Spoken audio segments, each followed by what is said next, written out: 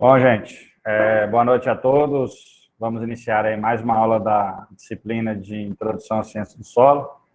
Hoje, dia 1º de março, né, de 2021. Inicia-se mais um mês aí, um mês de fevereiro, um mês meio complicado aí, né, que teve, atípico, diferente aí de tudo, né, um ano que não teve carnaval, que não teve muita coisa, só problema, né. Mas, março, geralmente o povo fala que o Brasil começa a andar depois do carnaval. Vamos ver aí, né? Apesar de não ter acontecido carnaval, a gente acredita que a coisa vai melhorar daqui para frente. Hoje tivemos mais uma surpresa aí, né? A gasolina subindo mais um pouco. E aí, assim, a gente está tentando segurar a barra, né? Acho que todo mundo tá vendo, mas o negócio não está fácil não, para todo mundo. Bom, então, gente, na aula passada a gente iniciou, né, algumas discussões aí referente à parte de rochas, de solos, de tipos de ambientes, né, para plantio e tudo mais. Fizemos mais uma conversa, um bate-papo, não entramos, vamos dizer assim, propriamente dito, a fundo no nosso conteúdo, né, como tem que ser. Porém, esses bate-papos, essas trocas aí com vocês, às vezes é bem mais legal, interessante do que o próprio conteúdo. O conteúdo, de alguma forma, vocês vão poder estudar ele para a prova e em qualquer outro momento, e a gente conversando, trocando experiência e também entrando com o conteúdo, torna-se sempre uma aula aí mais interessante, tá? A gente sempre conversa assim, né, porque no nosso dia a dia, né, vocês, na futura carreira de vocês vão encontrar situações adversas, né, então a gente tem que estar sempre preparado para tentar resolver os problemas. Eu digo para vocês que até hoje, volta e meia, a gente aparece um novo problema, aparece uma nova situação e a gente sempre tenta resolver, tá? Todo mundo aqui tem o WhatsApp, né? Eu acredito que todo mundo tem. Quando vocês forem trabalhar em alguma empresa ou talvez serem os patrões que forem mandar ou que for, vocês vão já ter que ter... Até lá, não sei qual vai ser a ferramenta de comunicação que vai ter, né? Pode ser que mude, mas o WhatsApp dificilmente vai estar mudando aí. Vou disponibilizar a aula sim. Mas, assim, já tem uns 4, 5 anos que o WhatsApp está aí, acho que até um pouco mais, né? Acho que 2013, 14 começou. E é a ferramenta mais usual. E aí, né, vocês futuramente, com certeza, se tiver o WhatsApp rolando ainda, vocês vão ter que ter um WhatsApp Business. Não sei se vocês já viram esse WhatsApp Business, que é um WhatsApp empresa. Quem não tem pode até baixar aí uma hora aí para vocês ver como é que é. E é uma ferramenta bem interessante, que você pode estar mandando mensagem para cliente, fazer uma relação de lista de cliente, você mandar a mesma mensagem para todo mundo, ele vai disparando mensagem. Então, hoje em dia, tem várias ferramentas aí de empresa que podem ser utilizadas e auxilia aí nos trabalhos, ou para a sua clientela, para os seus clientes, para os seus produtores, ou que seja os seus alunos, como eu, né? Mas não é o caso, a gente está disparando mensagem aí o tempo todo. Por que eu digo isso? Muitas vezes a gente forma grupos, né? Grupos de WhatsApp para trocar informações de alguma coisa. Como vocês têm vários grupos de agronomia, dos amigos, da família e outros grupos aí. Mas sempre uma conversa que sai num grupo, ela é diferente de uma conversa privada, né? A importância de uma conversa que está dentro de um grupo é diferente de uma importância de uma conversa privada. Então, você disparar uma mensagem importante no privado é muito mais relevante, muito mais visível do que uma mensagem jogada lá no grupo que muitas vezes passa despercebido, né? Dependendo do horário, a hora que você pegar lá a mensagem, se você for olhar o grupo, outras pessoas já comentaram, a mensagem já se perdeu lá dentro do grupo. Então, são coisas que, né, vamos dizer assim, futuramente vocês vão estar podendo trabalhar com essas ferramentas aí, com essas coisas, com os programas. Pode falar.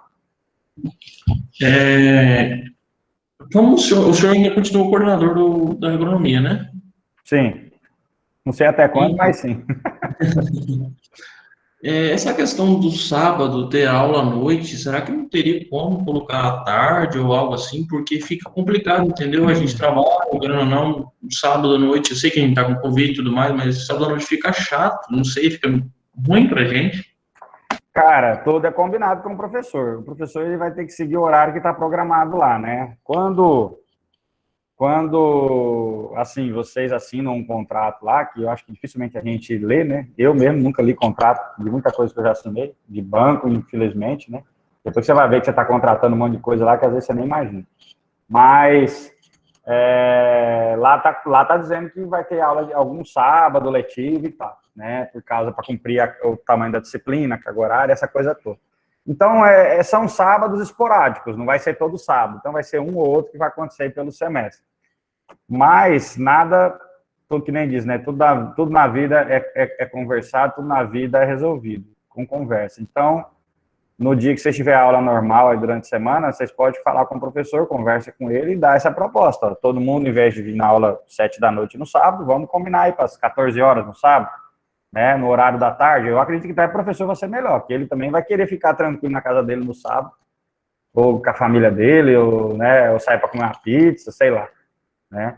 E com certeza para ele vai ser melhor e para vocês também. Então, nada mais justo que vocês conversar, combinar, a não ser que ele tenha um outro compromisso já, por causa dessa aula de sábado, ele marcou alguma coisa naquele horário ali da semana, já sabendo que a aula dele é no sábado, mas tudo vocês podem conversar aí e ser combinado e ver com ele. E aí ele abre a aula mais cedo, né? Roda lá a aula no horário um pouco mais cedo, grava, disponibiliza depois também do mesmo jeito, e aí ele vai contabilizar como se fosse no horário das 19 horas, né? Que foi um combinado entre vocês. Mas isso não tem problema nenhum de ser feito aí. Beleza? Ou outro dia da semana, sei lá. Mas eu acho que não, né? Vocês estão todos os dias fechados. Mas se tiver algum sábado aí, combina, ou de manhã ou à tarde. De manhã, acho que a maioria pode ser que trabalhe algum horário aí, né? Um ou outro.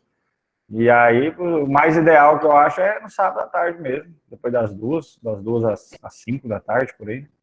É o horário de rolar essa aula aí. Beleza? Se bem que tem gente que sabe desse horário já tá para lá de Bagdá. Já tomou uma, já tá querendo ir para casa dos amigos, né? A gente sabe que dia de sábado o povo, que nem diz, né? A gente não pode estudar junto, não pode ir para a igreja junto. As coisas que ensina a gente não pode ficar junto, mas cachaça e cabaré e tudo que vocês imaginarem, tudo liberado. Isso aí o Covid não tá lá, não. Pode. É que nem no comércio, né? Você entra para dentro do comércio, o vírus só tá da porta para dentro. Na rua parece que não tá, né?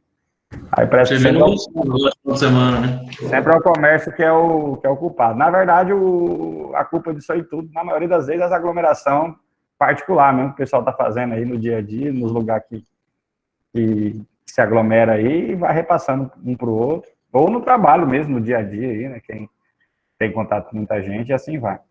Mas eu acredito que é menos do que esses encontros, né, pessoais aí. Bom, gente, enfim, a gente sempre é bom trocar alguma ideia antes, porque às vezes a nossa disciplina não é só disciplina, né? Porque no nosso dia a dia, se vocês forem cobrados no dia a dia de vocês vão estar sendo cobrados não só com relação ao conteúdo, né? Vou dar um exemplo para vocês aqui com relação a concurso público, né? Quase todo concurso público na área de agronomia, você vai ter lá, vamos supor, 50 questões. Vai ter lá 20 de agronomia, vai ter lá umas 10 de português, sei lá, umas 5, 10 de matemática ou raciocínio lógico, o resto é conhecimentos gerais, coisas de atualizações, essas notícias que está tendo aí no jornal no dia a dia. Então, a gente tem que sempre ficar ligado nessas coisas, se atualizando, né? Porque volta e meia é alguma coisa que tem influência aqui no país, que tem influência na agricultura, pode, né, cair num concurso ou cair numa prova de ENAD, que não sei se vocês vão fazer. Acho que vocês, não lembro se vocês fazem prova de ENAD. 2023 vai ter prova de ENAD, então 23 ou 22? Acho que 22 já tem. 19, 20, 21, 22. 2022, enfim, Se vocês forem formar em 2022, não, que aí vai ter uma prova, depois 22, 23, 24, 25. Opa, acho que vocês pegam sim, 2025. Não, pega não, vocês vão formar em 24, né? Mas é isso aí. Prova de ENAD é uma prova que, né, que quem é a cada 3 em 3 anos, então volta e meia cai para a turma fazer, né? A última turma que fez foi em 2019, que inclusive a gente conseguiu nota 4, né, no nosso curso, que acho que já até conversamos sobre isso. E é uma nota, assim, bem significativa para uma particular, porque faculdades federais pelo Brasil afora, e muitas não têm nota 4, é nota 3, 2, que é uma escala de 0 a 5, né? E quem tem nota 4 aí no Brasil é as federais, a maioria das federais aí, inclusive umas de grande nome aí, como Federal de Santa Catarina, do Rio Grande do Sul, né? As de nota 5 mesmo é só a Exalc em São Paulo, acho que é a Federal de Viçosa, são poucas que têm nota 5. E a gente está ali nota 4 dentro das grandes aí também. E isso é um feito aí que foi, graças a Deus, com o trabalho de todos aí da instituição, né, que vinha desde a época da UBRA, depois São Lucas, e, claro, com os alunos que se empenharam. Então, em 2019 tivemos uma prova, 2021, 22 vai ter outra, depois, 23, 24, 25 tem a outra. Acho que vocês, se alguém ficar para formar em 2025, se ficar reprovando em muita matéria aí acaba pegando a ENAD. Bom, mas é isso aí, como eu estava falando, muita coisa é atualidade, né? Então a gente acaba por, vamos dizer assim, cai alguma coisa de atualidade. Eu já vi prova que caiu coisa de Venezuela, de Nicolás Maduro, de não sei o quê, cai notícia de Trump que fez não sei o que lá para diminuir a compra de soja no Brasil. Então tem notícias que é relacionado ao ramo agrícola, que tem influência aqui no Brasil, e pode cair, não só que tenha que seja relacionado diretamente ao agronegócio, mas coisa que não tem nada a ver com agronegócio, coisa de presidente, de outras coisas aí que nem tem a ver com a nossa área agronômica, que pode estar nessas provas ou nesses concursos que vem por aí, que vocês futuramente vão começar a fazer. Bom, gente, uma coisa eu digo para vocês, que não se iludam com concurso público, tá? Que isso aí é uma coisa que é boa, tem uma estabilidade, mas já foi o tempo das maiores maravilhas do mundo, isso aí. Eu já passei alguns concursos aí, já larguei, porque não valeu financeiramente para mim, né? Então, acabei saindo fora por causa disso. É bom, tem uma estabilidade e tal, mas eu acho que vamos dizer assim, para quem quer algo maior, crescer na profissão, tem que estar no dia a dia mesmo, no campo, fazendo as coisas e aprendendo, né, no dia a dia mesmo, seja trabalhando numa empresa, ou particular, ou dando aula, Às que vezes, seja, e assim vai. Pode falar. às vezes o conforto de você ter o emprego fixo, no caso que não é um contrato, não vale tão a pena com o fato de você ganhar tão pouco comparado com o que você ganharia numa empresa com um contrato por ano. Tem isso aí também. Por exemplo, no meu caso, eu passei no concurso da Prefeitura de Carcoal para engenheiro agrônomo. Na época, o concurso, na época eu fiquei em primeiro lugar, aí cancelaram o concurso. Aí depois fizeram novamente o concurso, eu fiquei em segundo. Aí o cara que assumiu, ficou um tempo lá, não estava bom o salário, pulou fora. Aí chamaram eu que era o segundo. Aí entrei, fiquei lá uns 4, 5 meses, tentei portaria, tentei alguma coisa lá para melhorar o salário, fomos para cima dos vereadores lá para aprovar uma lei para melhorar para os engenheiros, né? Não só os engenheiros agrônomos, mas toda a classe da engenharia dentro da prefeitura, que tinha engenheiro civil, tinha os arquitetos também, o pessoal dessa área toda. E aí foi uma briga lá e eu vi que não estava rolando para mim, eu peguei e falei, quer saber uma coisa, eu vou sair fora. Peguei e saí, né? Na época acho que era 2.000 e pouco salário, então não valia muito a pena. Aí eu saí fora e isso, na verdade, ajudou eles a aprovar a lei para eles, porque eles viram que a própria prefeitura, os vereadores, o pessoal começou a argumentar e ver que estava perdendo gente. Então, ó, já saiu um agrônomo, já saiu outro, e o pessoal vai sair tudo, vai ficar, vai perder profissional aí, porque o pessoal vai começar a ir para o privado, porque não está valendo a pena. Aí foi aí que conseguiram aprovar a lei. Aí o cara que estava em terceiro lugar, que assumiu no meu lugar, e eu digo assim, tem coisas que, né, para mim não fez diferença, eu arrumei um serviço muito melhor do que a lei que está lá hoje, graças a Deus. Então, hoje eles aprovaram a lei lá, acho que 5 salário mínimo, parece. Então, o pessoal lá está ganhando, acho que 5 mil, 5.500, trabalhando na prefeitura, né?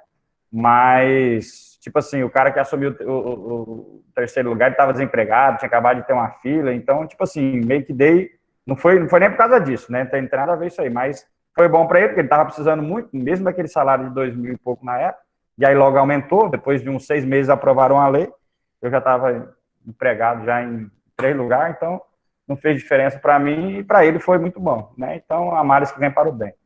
E é assim a vida, né? E a gente vai procurar coisas melhores e hoje eu estou aqui, pode ser que amanhã não esteja, né? E a gente vai sempre o nosso mal ou nossa qualidade, será do ser humano, de querer buscar coisa a mais e crescer. E eu acho que é isso aí. Bom, e vamos lá, né? Então, uma pressãozinha que foi feita lá deu uma ajuda para aprovar essa lei lá. E o pessoal que está lá na prefeitura hoje está melhor do que antes. Sempre é assim, às vezes uma pressão a gente consegue ganhar alguma coisa em cima de alguma situação. Quando a gente se junta, a coisa muda, né? Deixa eu lá, vamos começar a nossa aula aí, que a gente já conversou bastante. Estou dando um tempinho para o pessoal que não tinha entrar e a gente começar. Deixa eu iniciar a apresentação. Compartilhar a tela aqui com vocês. Bom, pessoal, então vamos lá. Como eu falei para vocês, na nossa aula passada a gente discutiu aí algumas coisas referentes às rochas, né, e a sua importância e tudo mais. Só recapitulando aí, né, quando a gente olha esse slide, aí a gente observa solos jovens e solos mais maduros. Aí eu pergunto para vocês, os solos de Rondônia, em sua maioria, são solos mais jovens ou solos mais maduros? Quando a gente fala maduro, a gente está falando de solo que tem um tempo de vida maior, vamos dizer assim. Algo, é que nem você falar, uma pessoa madura é uma pessoa que já tem mais tempo de nascido, né? E no caso do solo é a mesma coisa. O solo mais maduro é um solo que tem mais tempo de formação. E aí? A gente em Rondônia está mais para o lado esquerdo ou mais para o lado direito aí dessa tela? Tá tudo Eu creio que é solo maduro. É isso aí. Então, só pela foto da árvorezinha ali, né? Como a gente está numa região amazônica, uma região que tem muita floresta, muita mata, com certeza é porque os solos daqui favorecem a isso, né? Então, toda a região amazônica, ela tem uma característica de ter esses solos mais profundos, mais desenvolvidos, mais maduros. Esse grande desenvolvimento favorece o quê? Favorece o crescimento de plantas de grande porte, né? A gente dificilmente você vai ver uma castanheira no lugar onde o solo é raso, no lugar onde o solo tem pedra, no lugar onde o solo tem muita inclinação, né? Dificilmente você vai ver uma árvore de porte num lugar desse. Você vai ver uma castanheira, uma samaúma, uma árvore de grande porte, aonde? No lugar mais plano, onde ela consegue com suas raízes se fixar bem ali, né? No lugar onde o solo é bem profundo, que ela consiga se desenvolver. E mais argiloso também, tá?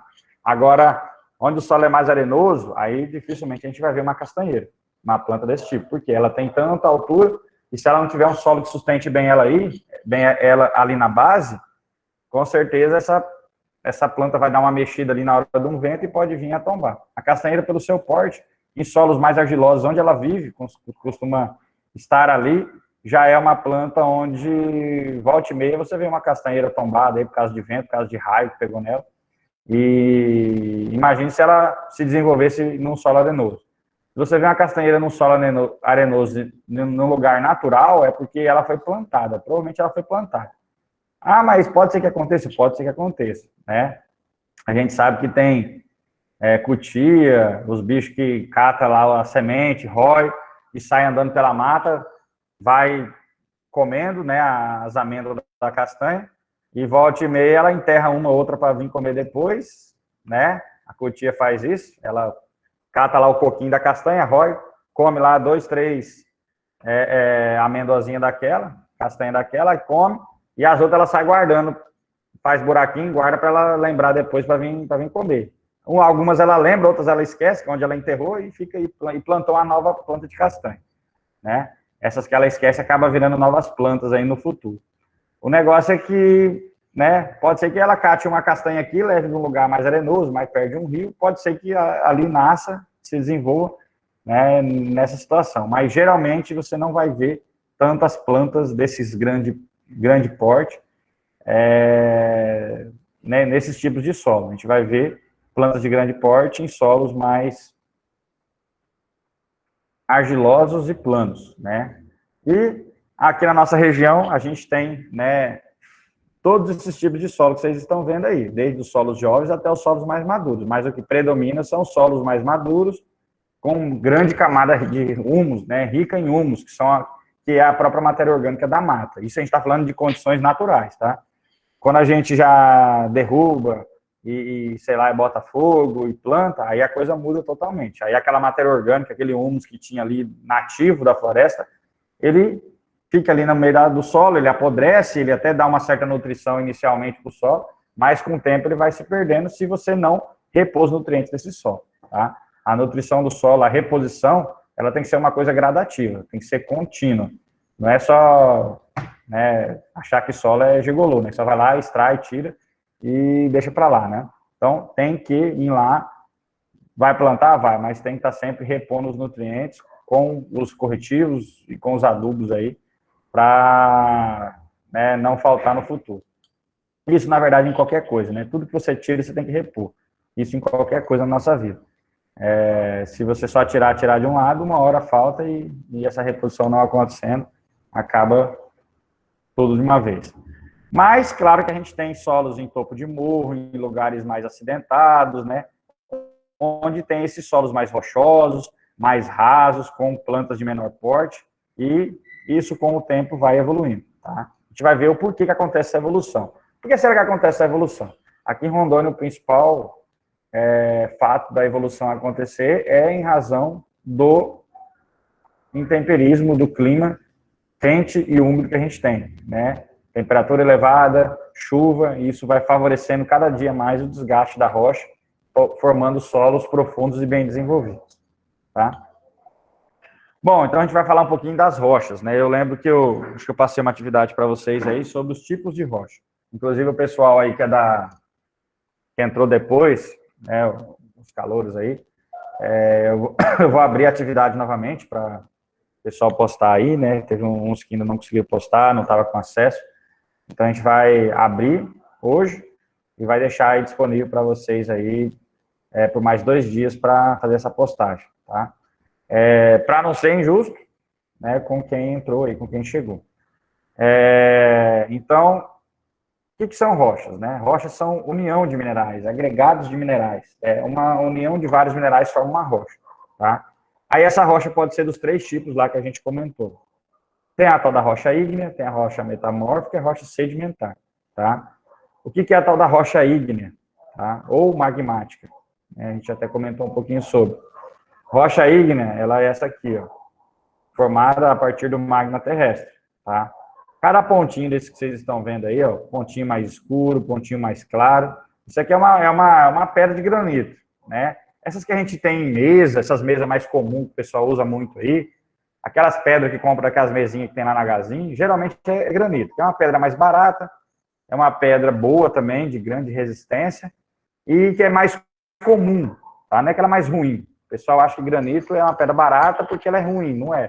Inclusive, granito é muito melhor do que mármore, do ponto de vista de dureza, de resistência, tá? Mármore só tem boniteza só. E é uma rocha muito mais sensível ao intemperismo, aos desgastes e tudo mais, certo? Então, o granito não é a mesma coisa que o mármore, né? Bom, tá aí. A gente tá, talvez para uns eu tô falando a mesma coisa, para outros eu tô revendo algumas situações. Por quê? Porque tem gente que ainda não viu as aulas anteriores, então a gente vai reforçar novamente essa questão. Beleza? Então tá aí, ó. Rocha ígnea, o granito é uma delas. Que ela veio da onde? Ela partiu do fogo, ela saiu de um magma terrestre. Ela partiu de lugares, de regiões do planeta onde tem vulcões.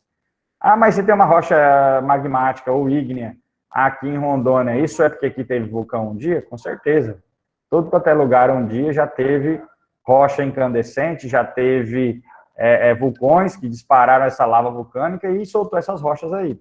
Depois, com o tempo, esses vulcões passaram a ser inativos e todo aquele material que ficou, ou seja, todo aquele material que, vamos dizer assim, que foi exposto, passou a quê? A tomar chuva, tomar sol em cima e transformar-se em sol. Então, em algumas regiões, por isso que tem lugares com solos mais desenvolvidos, outros menos. Tem lugares que sofreram mais ação do tempo, outros lugares sofreram menos, no caso. E tem aquelas regiões do planeta que tem vulcão ativo e até hoje, que são aquelas regiões onde tem mais encontros de placas tectônicas, onde tem rachaduras na própria crosta terrestre, que favorece essa abertura e liberação de magma na superfície ainda. Aí, gente, olha aí, ó. A tal da rocha ígnea, ela é dividida em dois tipos, tá? A rocha ígnea intrusiva, tá? E a rocha ígnea extrusiva. Nós temos os exemplos aí, ó. Intrusiva e extrusiva. Qual que é a diferença delas? São totalmente diferentes, tá? A rocha ígnea intrusiva, ela é aquela formada dentro da crosta terrestre, ou seja, como eu falei aí para vocês, imagine o nosso planeta como se fosse um ovo, né? A crosta terrestre é a casquinha do ovo. A clara ali do ovo é como se fosse o magma terrestre, que ele é meio pastoso, ele é meio gelatinoso, né? Ele tem ali uma certa consistência. Esse magma terrestre, ele pode vir a se subir e derramar lava. Só que tem aquele magma que não vira, ele não chega a entrar em erupção, né? Existe aquele magma que ele está ali, ele vai forçar debaixo da crosta terrestre para estourar por um vulcão, mas ele não estoura, vamos dizer assim, ele não sai pela boca de um vulcão. Ele se resfria debaixo da própria crosta terrestre. E aí forma uma rocha ígnea intrusiva. Essa rocha ígnea intrusiva que a gente está falando, inclusive ela é uma rocha que se resfria bem lentamente, e ela tem uma característica de ser até mais dura do que a rocha extrusiva, que é a outra que a gente vai falar. Por quê? Porque se ela se resfria lentamente, dá tempo dos cristais, né, todos os minerais, os cristais que tem nela, poder se juntar e formar uma rocha com uma dureza maior. Diferentemente da rocha ígnea extrusiva, tá? Que é uma rocha que já sai pelo magma vulcânico, e aí ele toma uma pancada de temperatura diferente. É um magma terrestre que está lá em altas temperaturas, e aí daqui a pouco cai na nossa temperatura ambiente, 30, 25, 30 graus, 0 graus em algumas regiões do mundo. Então, toma um choque térmico muito grande. De 3.000 graus, 1.000 graus o magma terrestre tem, cai para 0 graus de uma vez só. Então, é onde aquela pasta toda vai, endurece, se solidifica e vira rocha. O granito, ele não é um exemplo dessa rocha que saiu do fogo, né? Que saiu lá do vulcão. O granito é aquele que se resfriou lentamente dentro da crosta terrestre, tá? O granito é aquela rocha que bateu ali na crosta, mas não chegou a entrar em erupção, tá? Por isso que ele é até mais duro que muitas outras rochas aí do nosso planeta. Ele se resfriou lentamente. E ele tem vários minerais, né? Que tem pelo menos 3 que dá pra gente ver. Esse mais branco é o quartzo, esse mais escuro aqui é um mineral chamado muscovita, e esse mais cinzinho aqui, ou cor salmão, não sei se seria essa cor daqui, ele já é um outro mineral chamado feldspato, que é um mineral mais puxado com um tom avermelhado. E isso é um outro tipo de mineral que já dá minerais diferentes para o Sol. Essa daqui é uma rocha chamada de extrusiva, ou vulcânica, essa que saiu da boca do vulcão mesmo, tá? Rocha ígnea extrusiva, essa daqui foi um vulcão que estourou, e depois a sua lava endureceu e virou essas pedras todas aí. O que a gente observa nela? É uma rocha mais quebradiça, mais cheia de rachadura, mais fácil de ser desgastada, de ser intemperizada. Inclusive, essa planta aqui, ó, ela está bem no meio das pedras, crescendo, e também está forçando aqui, favorecendo o que a gente chama de intemperismo biológico. Ou seja, essa árvore, ela está com as suas raízes, está ali forçando, está ali brigando com a pedra ali por um espaço. E ela está entrando nas fendas da rocha, e com certeza ela está atingindo algum nutriente, algum lugar que tem água, e quanto mais ela cresce, mais ela estica para fora, e mais ela tende a quebrar mais essa rocha aí. Então, aqui está acontecendo pelo menos 3 tipos de intemperismo simultaneamente, que é o químico, que é a própria ação da água, causando uma hidrólise, uma quebra dos minerais, o físico, que é basicamente a ação da temperatura. Todo dia isso aí esquenta e à noite esfria, esquenta e esfria. Esses ciclos de frio e quente, dia e noite, faz o quê? A rocha ela é um mineral, e todo mineral ele tem um coeficiente de dilatação, então ele quando esquenta, ele aumenta de tamanho. Quando esfria, ele se contrai. Então ele fica nesse vai e vem aí a vida toda. Até que uma hora ele não aguenta e rompe um pedaço. Então, esse mineral ele rompe um pedaço, é onde entra mais água, onde cai uma semente, nasce uma planta e assim vai. Nesse buraco aqui que abre muitas vezes. E aí acontece todos os processos de desgaste da rocha com os 3 tipos de intemperismo, químico, físico e biológico. Vamos falar mais deles um pouco mais à frente. Então, a rocha extrusiva é isso daí, ela é formada por magma na superfície do nosso planeta.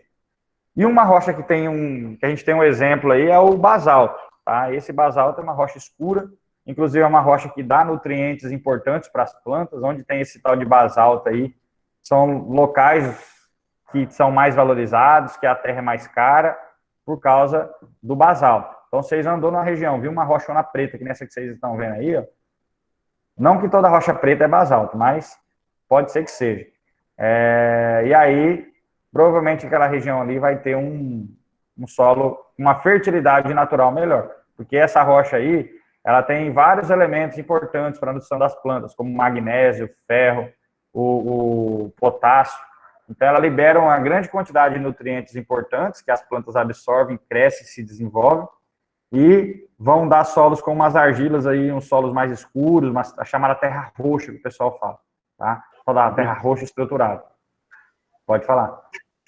Eu estava até lendo esses tempos atrás que esse negócio de terra roxa é porque, tipo, historicamente era terra rosso, né? Isso. Terra rosso é terra vermelha. Que é justamente isso aí, que elas são originadas das rochas ígneas aí, principalmente do basalto, né? Aí do terra rosso, aí ficou falando, virou terra roxa.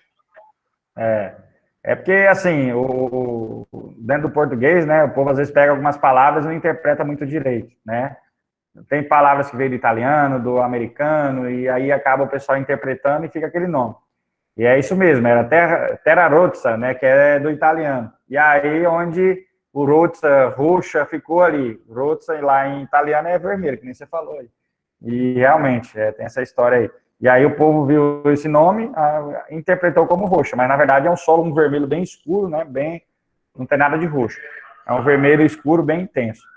E inclusive nós temos várias outras palavras, né, no português. Por exemplo, existe um tipo de solo que chama gleissolo, tá? Dentro do português chama gleissolo.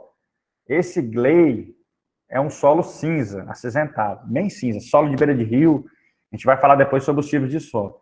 É um solo de beira de rio que atola, que vira brejo. É esse tal de gleissolo aí, solo acinzentado. Ele tem esse nome não é porque inventaram. Esse nome vem do inglês, que é grey, né? Que grey é cinza. E aí, esse grey, na hora de interpretar, na hora de falar, falaram gley. E aí ficou gleissolo, solo cinza. Mas não, né? O certo vem do nome grey em inglês, que é cinza, no caso, né? Enfim, tem várias palavras aí que foi meio que trazido para o português. Não foi uma interpretação muito certa na hora de pronunciar, mas ficou, né? Pode falar. Professor, no caso, assim, a gente pode observar nesse solo vermelho, alguns lugares, a presença do minério de ferro. No caso, ele é proveniente dessas rochas? Exatamente, exatamente. Inclusive, eu tive numa região no Pará, que tem Parauapebas, chama a cidade. Parauapebas e Canaã dos Carajás. São cidades relevo um pouco acidentado, né, de morro, e tem muito de basalto, hematita, e você vê pó preto de ferro. Inclusive tem a Vale do Rio Doce lá, que extrai muito ferro, e lá eles têm várias rochas muito ricas em ferro lá.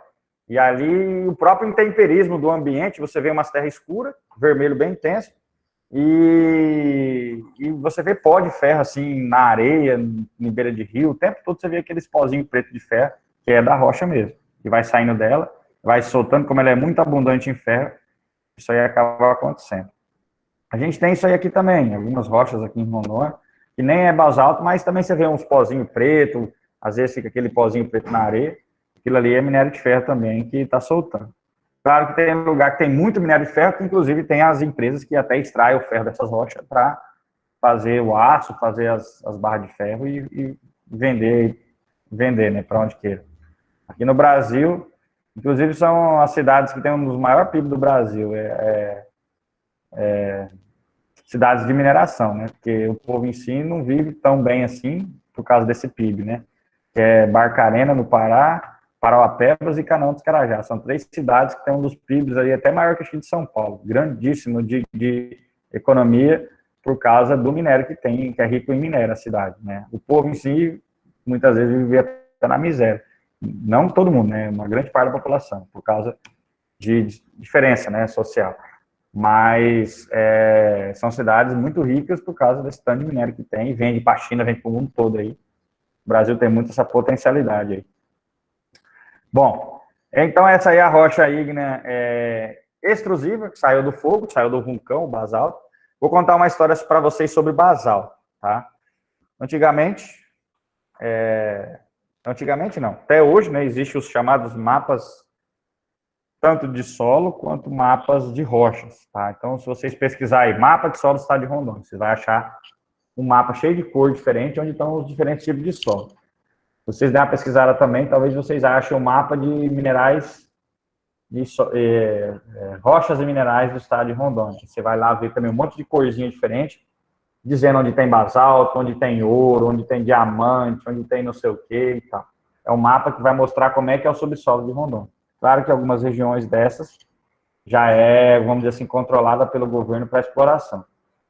Mas existe esse mapa geológico, que a gente chama, é o mapa geológico de um estado. Só para vocês terem uma ideia, onde tem solos de basalto no Brasil, as terras são mais caras. Consequentemente, foram as terras mais invadidas ao longo da história. Se você for analisar ao longo da história do Brasil, desde a década de 70, 80, quando ficou mais forte essa questão de invasão de terra, os sem-terras da época já procuravam os solos de basalto, onde tinha rocha escura e solos de terra vermelha mais escuro.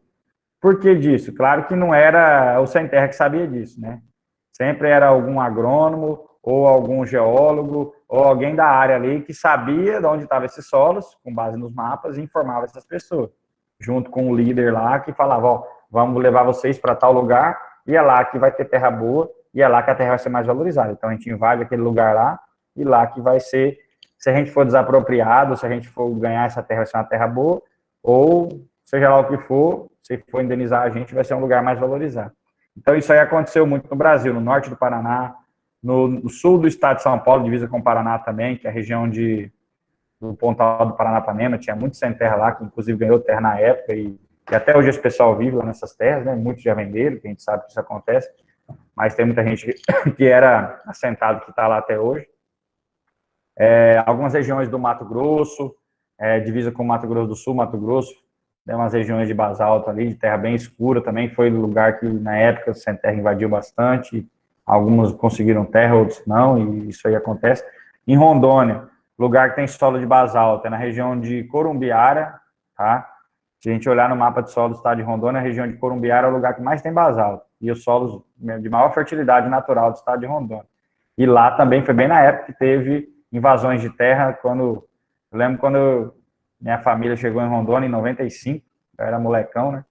E a gente, na época, estava só falando na televisão, no Jornal Nacional, dos conflitos, né, em Rondônia, por causa desse assentamento que tinha lá em Corumbiara. Foi até o tal do massacre de Corumbiara que aconteceu, em 1995, ou foi 96, se não me engano, que teve esse massacre aí, vocês colocarem na internet, vocês vão ver. E foi uma grande quantidade de sem terra que veio de outros estados, se apropriou naquelas terras ali, já tinha fazendeiro grande que era dono, e virou um regaço lá, e virou briga, daí deu tiro, mataram um monte de gente, porque estava em cima de terra fértil, de terra valorizada, e onde a coisa é mais valorizada, a briga é maior. Quem comprou essas terras, senhor, cortando sua conversa, foi um fazendeiro bem grande, Garão Maia. Garão Maia, é isso mesmo. Ele toma conta daquela região toda lá, né? Aham. Aquela região toda do Corumbiara. Do Corumbiara lá, e desse cara aí. Esse cara... Esse é um dos fazendeiros mais famosos de Rondônia, né? É muito antigo já. Nem sei quantos anos que deve ter, né? Mas. Eu acho que ele esse morreu daí. agora há pouco tempo, não? Morreu? Se eu não me Morreu? engano, eu vi uma notícia que ele morreu há pouco tempo. Xará, você vendeu Esse terra pra ele. Garão, esse Garão Maia tá entre um dos maiores fazendeiros do Brasil, né? Garão Maia, tem até a história de uns aí que você coloca na internet, aí tem no YouTube umas histórias de uns fazendeiros grandes. Tem uma história de um que era do estado de São Paulo, acho que de Araçatuba, ou era Ribeirão Araçatuba, Preto. o irmão dele, Uma coisa Tião assim. Maia. E Tião Maia, pronto, esse é mesmo. Esse Tião Maia aí, ele foi um pioneiro na época, acho que na década de 70. Ele já era fazendeiro, já era rico, família, né? Esse pessoal já era de rico de berço. Aí eles veio abrindo terras ali pelo Mato Grosso e tal. E cada vez mais rico, mais boi, né? Aí esses caras inventaram de ir lá para a Austrália, esse Tião Maia aí. Tem até uma história dele no YouTube, eu assisti uns tempos atrás aí. E esse cara foi parar lá na Austrália. Lá na Austrália, na época, a Austrália era um país assim que até hoje tem muito campo, né? Muita área de campo. E ele falou que não bota boi nesse campo de vocês aí. Ele levou boi e tipo assim, ganhou terra lá na Austrália e meteu o pau lá, abriu fazenda lá e andou plantando uns capim melhor lá naqueles campos nativos. E tipo assim, e desenvolveu a pecuária lá na Austrália, na época. Isso na década de 80, 90, mais ou menos. E, tipo assim, e ele já foi revolucionário na época, eram uns lugares tão grandes que ele tocava boi de helicóptero. Isso lá nos anos 90, imagina.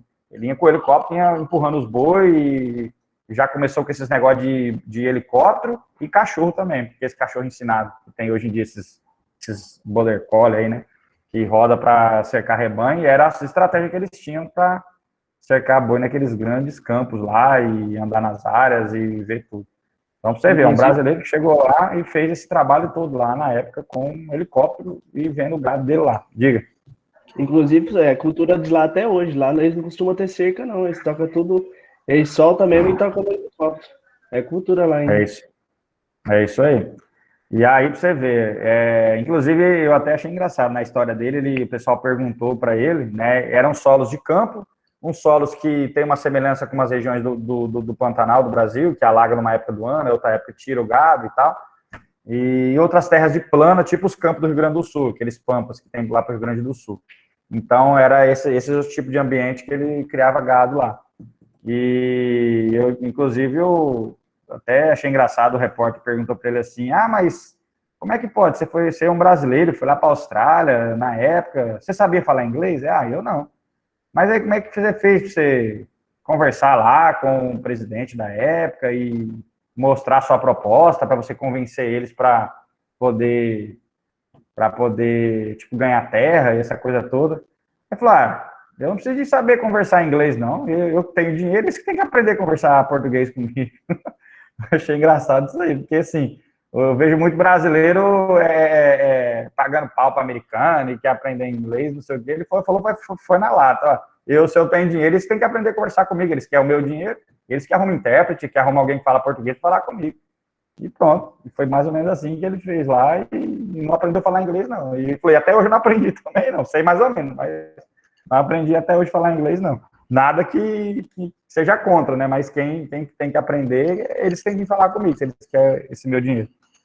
Foi mais ou menos assim. Bom, então a gente tem essas histórias, né, de pioneiros aí que foram, né, esses caras eram donos de frigorífico também e tudo mais. Professor, que nem eu sigo até um cara hoje é uma família muito grande.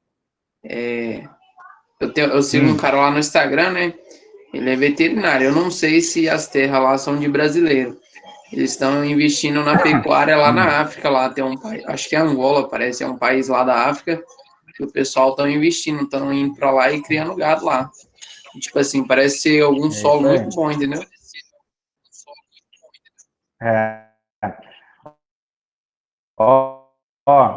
Isso, existe esse mercado ainda, tá, gente? Vocês ficam ligados nesses intercâmbios aí.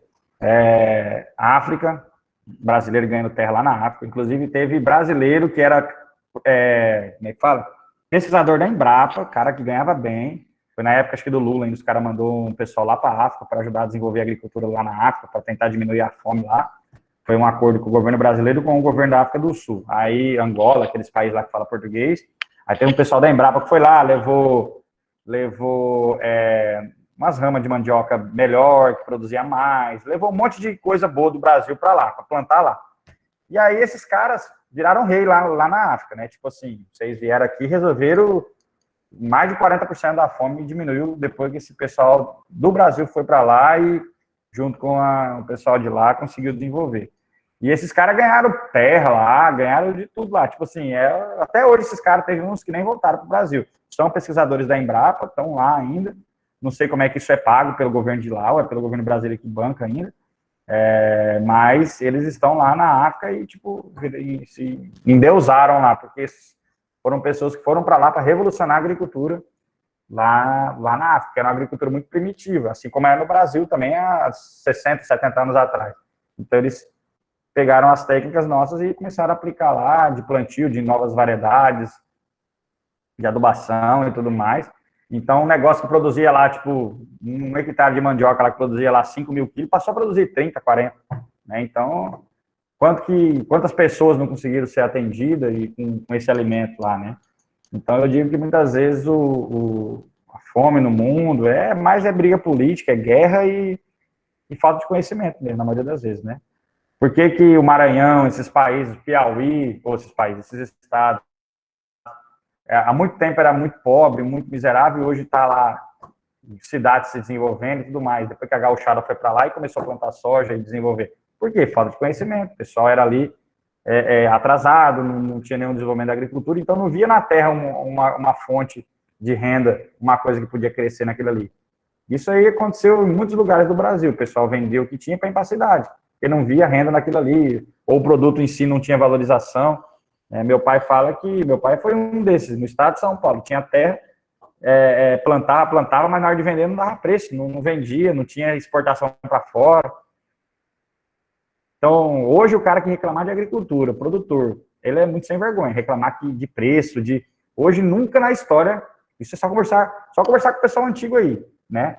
Nunca na história teve esses preços, esse mercado dentro da área de agricultura. Por quê? Porque o pessoal hoje planta e tem para quem vender, manda para fora, tem preço, paga a produção. Meu pai falou quantas vezes que eu plantei um monte de coisa e chegava na hora não dava preço, tinha que vender quase que de graça para poder não perder o produto. E é o leite, né, meu pai fala que todas as plantas que ele... Oi? Igual o leite, né? Eu lembro quando meus pais entregavam leite, era 50 centavos, agora tá R$2. Agora o leite já é um pouquinho diferente. Meu pai fala que foi o contrário. Na época, a agricultura era uma porcaria. Tudo que você plantava, assim, quase ninguém comprava feijão em mercado. Todo mundo tinha o seu feijão no sítio que plantava, botava em litro, em saco, já mantinha lá. Era poucos produtos que você plantava mesmo para você vender, que tinha um mercado assim para levar para a cidade e vender. Mas ele falou que era muito pouca coisa que você vendia mesmo da parte de agricultura. Você vendia bem, né? Isso aí lá no estado de São Paulo, é lógico, né? Ele falou que era algodão, que tinha muita empresa na época já de São Paulo e de fora que comprava algodão brasileiro, que mandava para fora. Então, essa exportação era muito importante para valorizar o produto brasileiro. Imagina se a soja brasileira fosse ficar tudo aqui. Nem ia ter porco, nem ia ter galinha, nem ia ter ninguém. Tanta gente para comer esse tanto de soja que tem implantado no Brasil inteiro. Então, ainda bem que tem esse escoamento aí, essa produção aí para fora, principalmente para esses países que não tem como plantar, né? Ou se planta pouco. Então, plantas em si não tinham valorização. Era algodão, era um ano que tinha uma cultura que era melhor um pouquinho, aí depois todo mundo plantava aquilo lá, ficava ruim de novo. Teve vários ciclos já, ciclo da laranja, aí começava a exportar laranja, daqui a pouco dava uma crise lá no mercado lá fora, aí todo mundo estava com suas laranjas lá, não tinha ninguém para vender. Então, o mercado na área de agricultura sempre foi muito instável, e muita gente desanimando, desistindo, quebrando por causa disso. E ao longo da história a coisa foi dando uma mudada nesse sentido aí, e agora você falou do leite, o leite é um pouquinho ao contrário. Isso meu pai que me fala, né? Eu não sei porque. Ele falou que no ano que eu nasci, né? Isso lá na década de 80, ele falou que eu sou de 85, ele falou que isso aí ele me falou, né? Também vai que, sei lá, vocês vai também às vezes mente também pra gente, né? Mas eu acredito nele. Ele falou que em 85 ele vendia 1 litro de leite e comprava 1 litro de gasolina. Ele falou que ele falou, todo dia eu entregava um galão de leite, botava lá na frente, lá o leiteiro vinha, pegava, 1 galão de leite dava para botar, encher um tanque de gasolina de um carro. Era 1 galão de leite, era isso na década de 80, né? Depois que a coisa ficou ruim. Mas era 1 galão de leite e enchia um tanque de um Fusca, que era 50 litros, um tanque lá, ele falou, na época. Então, assim, hoje, se for comparar o preço da gasolina com o litro de leite, ainda está muito defasado ainda. Isso para vender pro laticínio, né? Imagina como que não era no mercado. Mas é para ser, professor, porque Hoje? eu lembro que há uns 7 anos atrás, quando eu mudei para de Paraná, a gente pagava gasolina 3 e pouquinho, R$2. Hoje está praticamente R$6. Não, mas só que aí o leite também era 50 centavos nesse tempo aí, né? É, Mesmo assim, né, o leite era muito barato. Mas aí quando você imagina, se o leite caro, fosse... Eu lembro que nessa época, quando a gente estava lá entregando 150 litros de leite, quando a gente conseguiu um preço bom, foi 70 centavos e ainda brigando muito. Pois é. Então, para dizer que 1 litro de leite seria, o certo era o litro de gasolina ser 70 centavos, né? Então, de uns 20 anos para cá, o leite, mesmo assim, ele ficou muito desvalorizado. Agora que ele deu uma melhoradinha aí de uns 2 anos para cá. Assim como o gado subiu e tudo subiu, né? Os produtos agrícolas, em geral, subiu bastante. Isso é bom para quem produz, mas ruim para quem consome, né? Porque, querendo ou não, você manda muito para fora, o produto encarece aqui para o consumidor brasileiro. Mas tipo é bom para assim, quem tem a terra que produz. Que nem o pessoal agora, todo mundo já tá meio que acostumando agora a entregar R$1,80, R$2. Aí quando vir dar uma queda no leite, que voltar para R$1, vai ser como se fosse entregar 80 centavos, voltar para R$1, R$1,20. Aí, tipo assim, porque quando aumenta a produção, eles abaixam o preço, pelo menos aqui, pelo que eu entendo. Eu acho que não baixa mais, por quê? Porque o boi, o preço que está o boi, já vai bater R$300, né? Já a expectativa está aí. Imagina o boi a R$300, jamais, nem na época o leite era barato, uma vaca branca era o preço, sempre a vaca leiteira foi mais cara que uma vaca branca, a vida toda. Geralmente era uma vaca leiteira mais ou menos, era 2 brancas para você comprar uma leiteira. Então hoje o leite ainda está, mesmo sendo R$2, que está um precinho bacana, ainda está desvalorizado, porque o pessoal... O preço de uma vaca leiteira com uma vaca branca está quase a mesma coisa. Então está compensando mais você ter menos trabalho e criar uma vaca branca lá de corte, porque vai vender ela cara, né? E criar bezerro caro também, do que quase que tirar leite, porque o preço da vaca está ao mesmo preço da vaca branca, da vaca leiteira no caso. Então, nunca foi assim, né? Mas com o tempo para cá, a carne valorizou tanto que o leite tem que acompanhar, senão daqui a pouco ninguém mais está produzindo leite, porque o leite sobe quando pouca gente fica produzindo, aí o leite tende a subir, né? E tudo no mercado é assim, né? Bom, gente, mas vamos lá. Para produzir leite, produzir carne, precisa de solo, né? Tem que começar pela base, né? Então, esse solo que a gente está falando aqui, de basalto, é o solo, na maioria das vezes, de fertilidade mais elevada e que vai produzir qualquer coisa muito bem aí, né? Vai produzir boi, né? Capim para dar boi, vai produzir leite, né, capim também para o gado dar leite e grãos que seja para qualquer animal ou bicho aí, ou pessoa que vai consumir esses grãos. Essa outra rocha aí é uma rocha chamada de metamórfica, tá? O que é rocha metamórfica? Rocha metamórfica é uma rocha que foi transformada, ou seja, houve uma mudança de temperatura e pressão nela e ela tem essa cor, essa condição aí, tá? Ela tem, na verdade, ela é uma rocha que já existia, porém, ela sofreu como se fosse uma pressão. É como se você pegar esse guardanapo aqui e apertar ele, né? Ele esquentar ele no fogo e dar uma espremida nele. Então, é uma rocha que já existia e ela sofreu uma alta temperatura e alta pressão e ela deu uma mudada de forma. Então, a rocha metamórfica, ela tem essa característica de ser uma rocha que foi alterada aí com a pressão e com a temperatura, tá? Existem alguns lugares aqui no nosso estado também, ali do lado de Ouro Preto mesmo, eu já vi rocha metamórfica ali em alguns morros, alguns lugares. É um indicativo de que ali um dia já houve aquecimento das rochas e alta pressão, temperatura e modificou ela. E essa daí é a tal da rocha sedimentar. Tá? O que é a rocha sedimentar? É uma rocha que houve outras rochas que já existiam, foram soltando seus sedimentos, soltando seus pedaços. Esses pedaços, vamos dizer assim, foi virando farelo, né, que são os sedimentos, e esses sedimentos eles foram levados com a chuva, com o vento, se depositam em algum lugar, né, essa deposição, o que acontece? Essa deposição faz o que pode ser uma deposição natural, né, então areia, qualquer material que foi carregado com água, com a chuva, com o vento, ele se deposita, fica no lugar, e ali naquele lugar ele passa a se endurecer novamente, passa a haver uma cimentação natural. Essa cimentação natural vai fazer o quê? Vai surgir uma nova rocha. Uma rocha oriunda de outros minerais e foi juntando e se compactou novamente, tá? Então, essa rocha é chamada de rocha sedimentar, que é uma união de vários sedimentos que formam uma nova rocha. Então, a rocha sedimentar é uma rocha formada a partir do desgaste de uma rocha que já existia, uma rocha pré-existente. E nós temos esses dois exemplos aí, ó. Essa da esquerda aí mais alta é o arenito, e essa da direita aqui, mais aqui embaixo, é o folilo, tá? Essa rocha aqui, inclusive, tem muito ali na região de Pimenta Bueno. As duas tem em Pimenta Bueno. Essa daqui tem, depois de Pimenta Bueno, você vai andando ali para frente de Pimenta Bueno, uns 30, 40 quilômetros para frente, começa uns areião naquela região lá. É tudo dessa rocha, esses areião que formou lá, é desses arenitos que tem lá na região, tá? E o folilo, ele é uma rocha que dá mais ali perto de Pimenta Bueno, na região do Rio Pimenta, Rio Barão de Melgaço.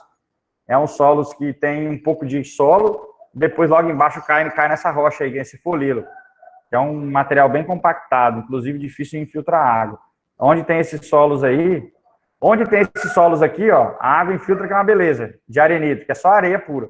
E onde tem esses solos de folilo aqui, é uma piscina. Quando chove, a água não escoa. Por quê? Porque a água bate nessa rocha aqui, nessa pedra, e não infiltra aqui para dentro. Tá? É uma rocha muito impermeável, então ela forma como se fosse uma laje por baixo ali do solo. Você tem um pouco de solo, tem capim, tem as coisas aqui em cima, mas logo a água bate nessa rocha aí e a água não consegue infiltrar.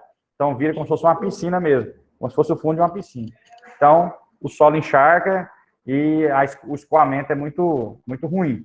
Tá? O que a gente tem que fazer nesses solos? São práticas totalmente diferentes um do outro, de manejo. Tá? Solo que dá folilo, o que você tem que fazer? Tem que abrir dreno. Aquelas valetas, né, vai lá com a PC ou com uma reta escavadeira e abre umas valetas no meio do pasto, ou onde o gado vai passar, onde vai plantar, tem que abrir dreno para a água do solo descer por esses drenos, por esses buracos e escoar para o rio. Mais fácil. Então você consegue enxugar mais esse solo. Tá? Ah, mas eu não vou plantar. Melhor ainda. Então você não vai plantar nesse solo, que faça tanque de peixe nele, que aí você vai ter a melhor terra possível para tanque. Porque você vai ter um solo com pouco escoamento de água. Então é um solo ideal para essas práticas de piscicultura. Onde tem siltito também, que é um outro tipo de material que forma essas camadas aqui. Ó. É nessas regiões onde dá aquele solo chamado chocolate também, que às vezes é esse folilo, só que mais escuro. O pessoal chama de chocolate, que são as barrinhas de chocolate que eu acho que eu já até mostrei para vocês aí. E esse aqui, onde tem rocha arenito, é areia pura. Aí a água, do jeito que chove, infiltra tudo, tá? Inclusive, se você estiver andando de carro num areião, é melhor você andar na época da chuva do que na época da seca. É diferente de um lugar onde é mais barrento, né? Onde tem barro, você tem que andar na época da seca. Onde tem areia, você tem que andar na época da chuva. E aí a areia fica mais durinha, você passa melhor. Ela não fica aquela areia solta, né? Então, são solos totalmente diferentes aí, o manejo. Esse aqui, você nem precisa de ficar gradeando solo e mexendo com o trator para plantar, porque ele praticamente já é um solo mais solto, né? Se plantar um capim nesse solo mais arenoso, você tem que deixar o capim quietinho lá, até a raiz da grama crescer direito. Não vai botar gado pro capim novo, não, que a vaca vai passar a boca no capim e vai arrancar com raiz e tudo, né? Então tem que tomar esse cuidado. E já nesses solos mais, que às vezes dá até mais argila, que dá essas rochas mais aqui embaixo, já é um solo totalmente diferente, né? Ele já encharca, já alaga mais. Então aqui nem é recomendado tanto a pecuária. Sim, talvez o plantio de culturas que tolerem encharcamento, como arroz, né, em áreas de baixada, mas não esse arroz de terras altas, como tem aqui em Rondônia, o pessoal planta em terra seca, e sim aquele mesmo arroz que tem lá para o Rio Grande do Sul, que é um arroz mais de lugar brejado, né, o arroz é uma planta que tolera bastante o encharcamento. Não sei se vocês viram lá em botânica, lá o arroz tem aquelas estruturas, os aerênquimas, né, que formam estruturas que captam oxigênio, né, e manda para dentro da planta. Então, o arroz tem essa característica de, mesmo com o alagamento, ele não morrer facilmente, né? E como aquele capim, a Brachiara omidícola, a Dictioneura, são capins também que toleram bastante encharcamento, pisoteio de gado, e tem essas tolerâncias aí, esses solos mais encharcados. E esse aqui, você vai ter solos mais secos, na época da seca, um capim mais seco, e um capim mais solto também, se não tiver com a raiz bem desenvolvida, tá? São dois problemas aí que a gente tem que achar solução.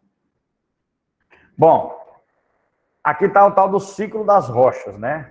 O que é o tal do ciclo das rochas? Então, como é que nasce uma rocha, né? Então, tudo nasce aqui do fogo, né? Como a gente já falou, do magma terrestre, tá? O magma terrestre, ele vai originar as primeiras rochas, que é as chamadas rochas magmáticas, ou rochas ígneas, né? Que a gente já falou sobre elas aí. Essas rochas ígneas, para elas endurecer, precisa de ter o quê? O que a gente chama de arrefecimento. O que é arrefecimento? Arrefecimento é quando uma coisa esfria, né? Está esfriando. Então, quando essa rocha entra em contato com o ar ambiente, ela vai esfriar. Ela esfriar, os minerais dela vão endurecer, vão se unir, vai solidificar e depois cristalizar, que é a formação dos cristais dentro da rocha, que é o que vai endurecer ela mesma. Essa rocha que foi formada aqui, ela pode, com a ação da chuva do tempo em cima dela, liberar sedimentos, que é o desgaste da própria rocha, tá? Ó. Esses sedimentos, eles podem ser arrastados com a chuva, com o vento, serem transportados pelas águas, pelos rios, e assim por diante, tá? Ou, essa rocha magmática, ela pode sofrer uma ação grande da temperatura e da pressão e formar uma rocha metamórfica, tá? Então, ela tem dois caminhos. Ou ela se desfaz e forma sedimentos, ou ela pode ser prensada, mas isso quando ela está dentro da crosta terrestre, ela ser prensada e formar o que a gente chama de uma rocha metamórfica, tá? Que é a rocha lá que sofreu ação de temperatura e pressão. Os sedimentos, por sua vez, eles são carregados com as águas, com o vento, e podem se unirem e se acumularem em um determinado local. Essa união aí pode formar o que a gente chama lá de cimentação natural, que a gente falou. Esse processo de cimentação aí, da união dos minerais, a união dos sedimentos, é o processo chamado de diagênese, que é a união dos sedimentos. Essa união dos sedimentos vai acontecer o quê? Primeiro, a cimentação. Essa cimentação é como se fosse uma liga que endurece ali esses sedimentos. A própria matéria orgânica pode ajudar nessa liga aí. Alguns minerais de silício também ajudam a formar essa cimentação, e de ferro. E depois a compactação, quando essa rocha perde água e ela começa a endurecer. Então, forma uma rocha sedimentar, que é formada por sedimentos que veio de outras rochas, tá? A partir daí, a rocha sedimentar, ela também pode sofrer uma ação da temperatura e da pressão e se transformar numa rocha metamórfica.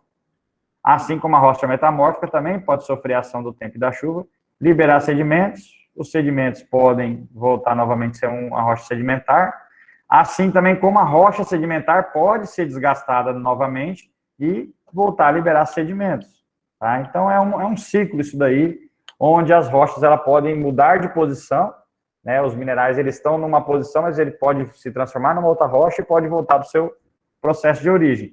A própria rocha metamórfica, por ela ser enterrada em alta pressão e em alta temperatura, processo de erosão, processos aí de alta pressão e temperatura, ela pode ser enterrada tanto e ser novamente aquecida pelo magma terrestre e se desfazer, se derreter novamente e formar novamente o magma. Então, na hora que ela forma, ela pode ficar ali próxima do magma terrestre, em contato, e isso formar novamente o magma terrestre. Então, esse seria o ciclo das rochas, né, formando rochas de diferentes tipos aí. Essa rocha aí, agora que é uns exemplos de rocha de algumas regiões do Brasil, a gente vai mostrar para vocês, tá? Essa montanha aí, ela fica lá no Rio de Janeiro, é o chamado Pico das Agulhas Negras. Inclusive, antigamente na Globo mostrava esses pontos turísticos do Rio de Janeiro, para incentivar o turismo no Brasil e tudo mais. Esse Pico das Agulhas Negras, ele tem 2.791 metros, ou seja, é um negócio bem alto, tá? Essa é uma montanha de rocha magmática, rocha ígnea, só que não é aquela rocha ígnea que saiu de um vulcão, é uma rocha ígnea que foi formada dentro da crosta terrestre. Aí eu pergunto para vocês, inclusive está escrito ali, ó, raridade, tá? Como que uma rocha que foi formada lá de baixo, dentro da crosta terrestre, sem sair por um vulcão, como é que essa rocha está aí numa altura dessa, 2.791 metros? O que vocês acham? A chuva pode ter lavado a terra que está por cima? Tem alguma coisa a ver com as placas tectônicas, professor? Vocês falaram duas possibilidades. A primeira é essa, tinha o solo que estava em cima e a precipitação, a chuva foi lavando o solo e expôs ela. Essa é uma realidade, uma possibilidade.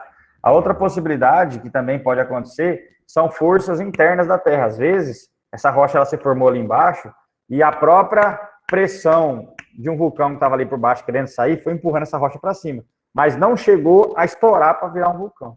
É um vulcão que ele tentou se formar, ele tentou explodir, vamos dizer assim, mas a pressão interna da Terra foi só empurrando essa pedra lá para cima, e aí com o tempo também a chuva foi desfazendo esse solo que estava em cima dela, né, mas empurrou isso lá para cima tudo, porém não chegou vamos dizer assim, a causar uma catástrofe de virar um vulcão. Então essas possibilidades foram dessa rocha estar nessa região, nessa altura toda aí, sendo que é uma coisa que formou lá embaixo e está nessa altura toda aí, a 2.791 metros de altitude.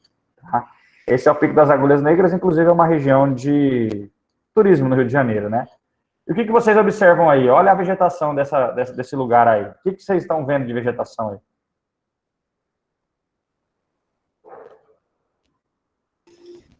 Bom, aqui não tá dando para ver nada, não. Só se for capim aí, né? Uns matinhos, uma coisa. Isso. Vocês estão vendo que tá quase tocando nas nuvens, né? Olha lá, a altura da nuvem e o negócio aqui, né? E um lugar dessa altura aí, com certeza a nuvem cobre isso aí todo dia, em alguma hora do dia, pelo menos. Então, gente, uma região como essa, né? É uma região onde tem altitude elevada, então é uma região fria, tá? É uma região onde, por ser muito fria, ela não vai ter um desenvolvimento tão grande de solo, pode até chover, porém, não vai ter um desenvolvimento tão grande de solo por ser uma região fria, porque para as reações químicas acontecer com grande intensidade, você tem que ter o quê? Tem que ter temperatura elevada e alta umidade. Pode ser que até alta umidade eu tenha aqui, mas a temperatura fria desfavorece o desgaste da rocha e desfavorece também até mesmo o crescimento de micro-organismos, de animais que podem viver ali, e ajudar a desfazer essa rocha, desfazer esse solo. Então, o frio é um dos grandes motivos, nessa altura toda que está aí. O que você vai ter aqui de vegetação? É só esse capinzinho mesmo que vocês falaram aí. É uma vegetação mais rasteira, mais rala, né? Aqui formado talvez por musgos, líquens, né? Gramíneas de pequeno porte, que consegue se desenvolver um pouquinho em cima dessas rochas aí. Isso aqui é um solo muito raso, né? Então, você quase não vai ter formação de solo aí. E quando tem, pode ser que venha uma chuva e leve embora um pouco pela erosão, né? Então, é uma região aí onde vai ter muito pouco desenvolvimento de solo. Então, um solo muito jovem.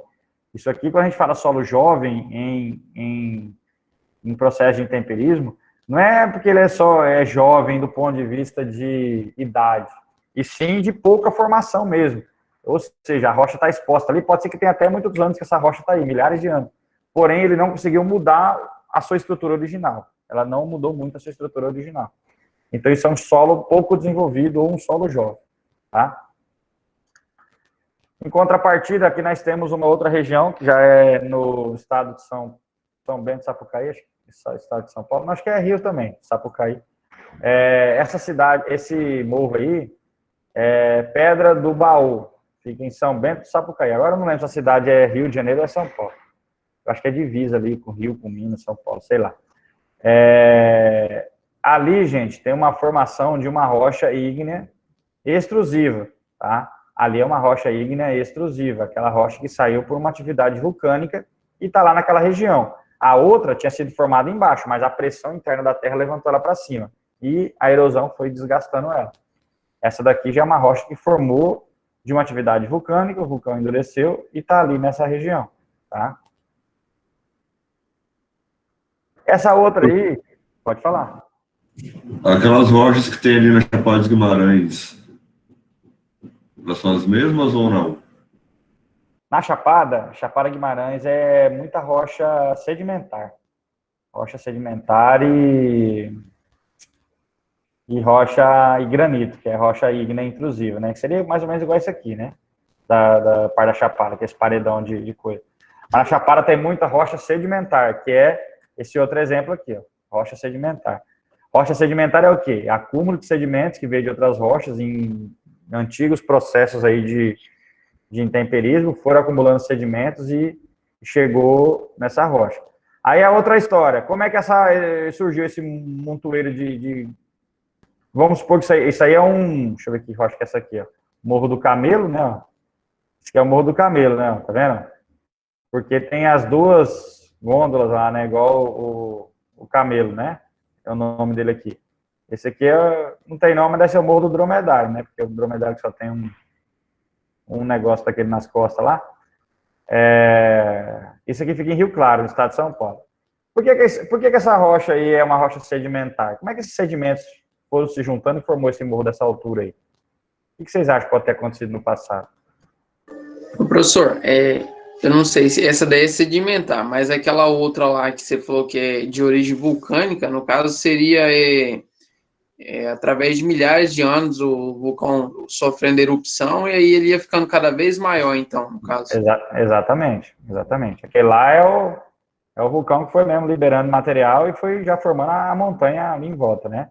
Inclusive o vulcão, quando estoura em oceano, é engraçado, ele vai estourando e já vai formando uma ilha em volta, uma ilha de pedra, né? Porque ele vai batendo na água, vai esfriando e já vai formando aquela ilha. Quando é no continente, também ele vai formar um morrão de pedra que depois, com o tempo, com a chuva e tal, esse morro vai formando um pouquinho de solo, vai desenvolvendo algumas plantas e vai ficando um morro de pedra mais vegetado, vamos dizer assim. E essa daqui, que é de areia, essa aqui, na verdade, que é arenita, essa rocha aqui, ó. Como que formou esse morro de arenita, de areia dura compactada, sedimentar? Sedimentos arenosos que foram se juntando e formou esse negócio aí.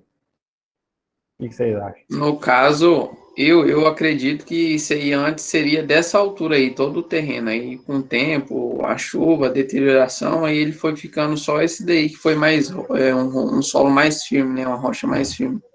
Aí ela ficou. Exatamente. O próprio processo de intemperismo foi desgastando, e essa daí, por algum motivo, ela ficou ali um pouco mais endurecida, mais compactada, ela se manteve. O que pode também ter muito em alguns lugares do Brasil é lugar onde já foi fundo do mar. Então, às vezes, isso aqui estava tudo submerso por água, e aí a água foi embora, foi lá para onde ela está hoje, e fica esses morros formados aí. Porque muitos sedimentos são carregados pela chuva, a chuva manda para o rio manda para o mar. E dentro do mar forma vários morros, né, de sedimentos, por causa das marés, das ondas, e forma as correntes marítimas, elas formam morros, dunas de areia, como se fosse dentro do próprio mar. E aí, depois, se esse mar se recolhe, forma essas estruturas aí depois que bate chuva, ou depois que seca, endurece, forma essa rocha dura, e não, lignificada é quando fala de madeira, né? A madeira dura. E forma essa rocha dura e com o tempo ela vai sendo vegetada também pelas plantas. Então, são as possibilidades, inclusive no Brasil nós temos locais assim que o mar veio, formou alguma coisa, depois o mar se recolheu e deixou para trás alguma coisa, né, que a gente observa hoje. Essa outra formação aí é lá na Cachoeira do Caracol, fica no Rio Grande do Sul, na cidade de Canela. Isso aí, para quem já foi em Gramado, Canela, que é uma cidade uma do lado da outra lá, uma cidade turística, vai ver essa Cachoeira do Caracol aí. Essa cachoeira tem o nome de caracol, né, porque ela faz tipo uma alça assim, né, formato no caracol. E aí nós temos dois tipos de formação rochosa aí. Temos rocha ígnea e rocha sedimentar. Tem rocha sedimentar e rocha magmática. Quem que é quem aí? Quem que vocês acham que é quem? Quem que é rocha ígnea e quem que é rocha sedimentar aí? Sedimentar é a ígnea, eu acho que é a de baixo, onde a água está pegando, porque a terra parece mais preta. Exatamente. Na verdade, é isso mesmo. A rocha sedimentar, isso aqui é um monte de sedimento que foi se juntando, se acumulou, vindo de outra região mais longe daí, ou até trago pelo rio. A rocha sedimentar, inclusive, como tem lá na Chapada também, que foi citado aí, ela tem uma característica que é a que a gente chama de estratificação, que é como se fossem camadas que foram se formando uma em cima da outra. Então, veio um ano lá de uma enchente e trouxe uma camada, veio outro ano e trouxe outra camada de sedimento, e foi acumulando material. E aí esse material foi se juntando, foi se compactando e formando o que a gente chama de rocha sedimentar. Então, essa parte mais clara aqui de cima é rocha sedimentar. Toda essa região rochosa aqui são sedimentos que foram formando como se fossem camadas, como se fosse um sanduíche de pedra, uma em cima da outra, formando ao longo do tempo. E essa de baixo é o que você falou aí, a rocha magmática. Essa aqui veio de atividade vulcânica, né, e formou ali embaixo. Então, é uma rocha, uma formação rochosa mista, que a gente chama aí.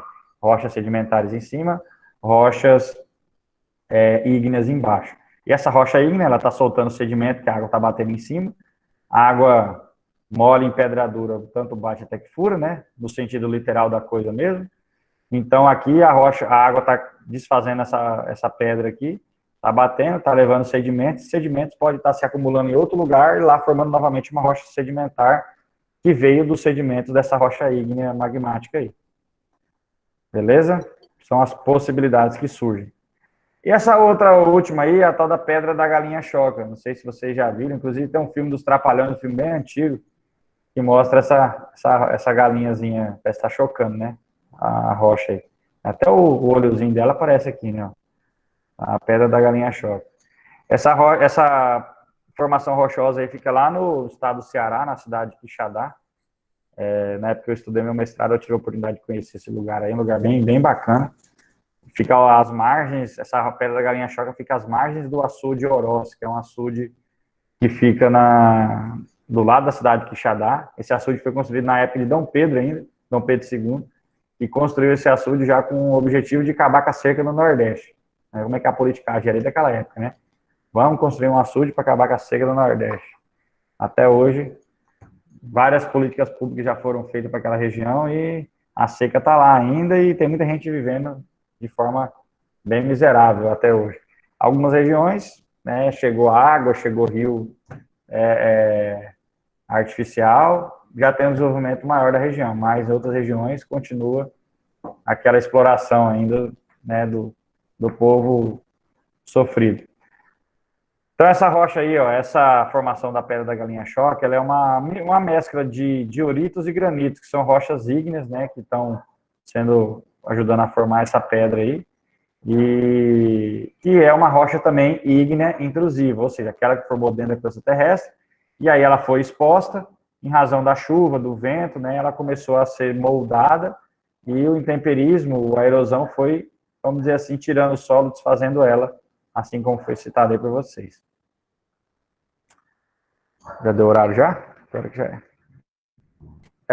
nosso tempo de aula remota, a gente sempre, vamos dizer assim, tem a aula por 1h30, né, que é o tanto de aula remota, e depois a nossa atividade que vem aí referente ao nosso conteúdo.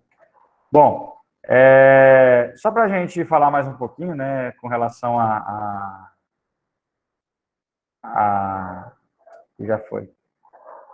Na próxima aula a gente vai falar um pouquinho sobre placas tectônicas, né, que tem muito a ver com formação de solos, formação de rochas e essas questões geológicas que a gente está citando aí, tá? As placas tectônicas, na verdade, aqui no Brasil a gente até que tem pouco problema com encontros de placas tectônicas, né? Aqui no Brasil, nosso problema maior nem é tanto questão de vulcões e terremotos, como tem outros países do mundo aí. Então, a gente vai só comentar um pouco sobre essas placas tectônicas, né? Que ela tem alguma relação com o nosso relevo, tem alguma relação com alguns solos que foram formados, inclusive com as chuvas da nossa região e de outros estados do Brasil. Então, esses encontros de placas tectônicas têm influência, inclusive, nas chuvas em Rondônia e no Sudeste, por exemplo, tá? Como no caso da Cordilheira dos Andes. Então, vamos falar mais sobre isso aí na próxima aula. Beleza? Beleza, professor. Bom, gente, então, só para a gente finalizar aí,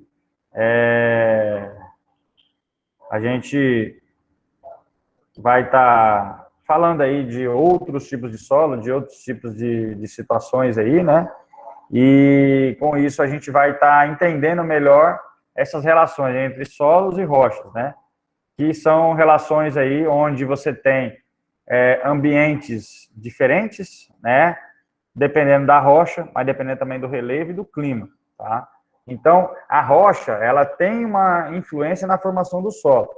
Porém, a mesma rocha, ela pode dar diferentes tipos de solo por causa da região que ela foi formada, tá? Então, por exemplo, aquele granito que foi mostrado ali, agora há pouco, aquele granito que está sendo mostrado ali na Pedra da Galinha-Choque, é lá no Ceará. O mesmo granito aqui em Rondônia dá um solo totalmente diferente do que lá. Por quê? Porque aqui a ação do tempo ela é uma. Lá a ação da chuva e do tempo é outra. Lá o intemperismo é muito mais lento, porque lá chove menos. Tá? É uma região árida, uma região de sertão. Tá? Essa cidade de Quixadá fica no sertão central do Ceará. Então é uma cidade que chove ali 500 milímetros por ano, na média. Tá? Enquanto aqui chove 2.000 milímetros, 4 vezes mais. Né? Então, você tem uma rocha que está no lugar onde chove uma quantidade, e outra rocha no lugar onde chove 4 vezes mais. Onde que vai se desgastar? Com certeza, vai se desgastar muito mais na região onde esse solo está sendo... Vai se desfazer muito mais essa rocha na região onde o clima é mais quente e úmido como o nosso. Tá? Então, aqui... Aquele granito pode dar origem a latossolos, a solos profundos desenvolvidos. Lá pode dar origem a uns luvissolos, a uns planossolos, são solos mais rasos, mais pedregosos, e que são mais difíceis até mesmo de se cultivar neles. Tá? Pode até ser que são solos quimicamente mais férteis. Por quê? Porque houve menos lavagem das bases, dos minerais que tem naquele solo, lá na região do Nordeste. Em contrapartida aqui, você tem um solo com uma característica física melhor, mais profundo, mais bem desenvolvido, que as plantas vão crescer melhor suas raízes, vão se desenvolver mais, porém, você tem um solo mais pobre em nutrientes, mais pobre, né, por causa da lavagem das bases, tá? O que é isso, lavagem das bases? São aqueles elementos importantes, como cálcio, como magnésio, são bases que promovem o aumento do pH do solo. E esses elementos, eles... Com a chuva, eles vão sendo lavados, vão sendo intemperizados, que a gente chama. Beleza? Bom, pessoal, então, era isso que a gente tinha para comentar hoje na nossa aula. Se alguém tiver alguma pergunta aí, a gente explana e conclui aí. Belezinha? Será que a gente já consegue fazer a nossa chamada? Deixa eu dar uma olhada aqui no nosso... Portal da São Lucas, se está ficando disponível aí.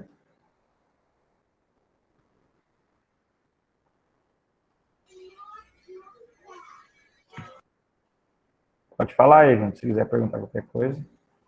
Não, tá tudo tranquilo, professor, tá de boa aí, tá? Beleza.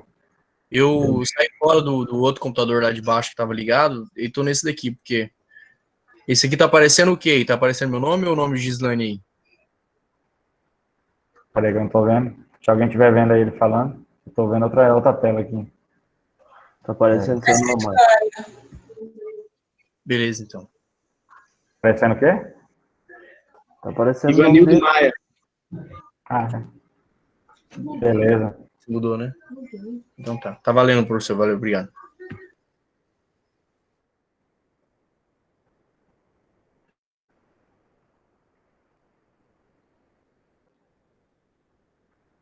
Bom, gente, falando de fazenda, essas coisas, toda vez que vocês puderem aí ir nas propriedades rurais, ver as diferenças de solo, ver as diferenças de rocha, de barranco, tá?